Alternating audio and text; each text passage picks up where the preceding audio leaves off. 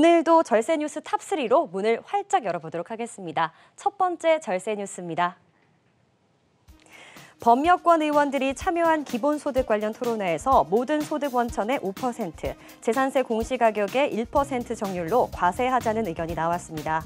토론 발제자로 나선 유종성 가천대 교수는 기본소득은 부자 증세만으로는 어렵다며 이른바 기본소득세 신설을 제안했습니다. 토론회에서는 이외에도 소득세의 비과세 감면 정리, 재산세 공시가격, 토지보유세 공시지가의 1% 정률과세, 탄소세 도입, 소득재산세 인상, 부가가치세 세율 인상 등이 언급됐습니다. 다음 뉴스입니다. 앞으로는 가상화폐에 투자해 수익금이 250만 원을 넘을 경우 수익금의 20%의 세율로 세금을 내야 합니다.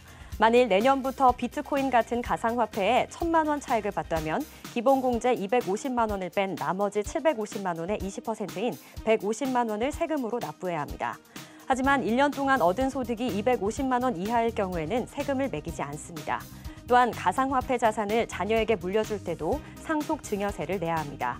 자산의 가격은 상속증여일 전후 한 달간 일평균 가격의 평균액을 가산합니다. 마지막 뉴스입니다. 정부가 코로나19로 직격탄을 맞은 면세점의 특허 수수료를 일시적으로 50% 내려주기로 했습니다. 기획재정부는 이와 같은 내용을 담은 관세법 시행규칙 개정안을 입법 예고했습니다. 이에 따라 현재 700억 원에 이를 것으로 예상됐던 2020년 납부액은 350억 원가량으로 줄어들 것으로 전망됩니다. 개정안은 법제처 심사 등을 거쳐 공표되고 시행될 예정입니다. 네, 세무사님, 네. 지난해 주택 증여 건수가 15만 건을 넘어선 것으로 집계가 됐는데요.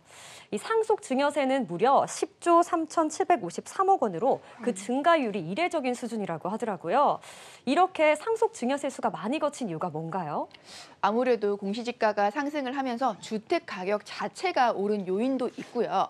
그것뿐만이 아니라 실질적인 증여 건수가 많이 올랐다라고 해석을 할 수가 있을 것 같아요. 사실상 이런 상황이 발현하게 된 이유는 아무래도 다주택자에 대한 과세 부분이 중과를 하신다든지 보유하고 있는 동안의 세금 부담도 많이 부담스럽게 느껴지다 보니 상속 증여세율 자체가 50%가 최고 세율이었는데 다주택자가 양도를 하는 상황이 되다 보면 더 많은 세금을 내야 되는 상황에 직면하다 보니까 이럴 바에는 증여를 하는 게 매매를 하는 것보다 훨씬 낫겠다. 이런 판단에서 증여가 많이 증가를 한 상황입니다.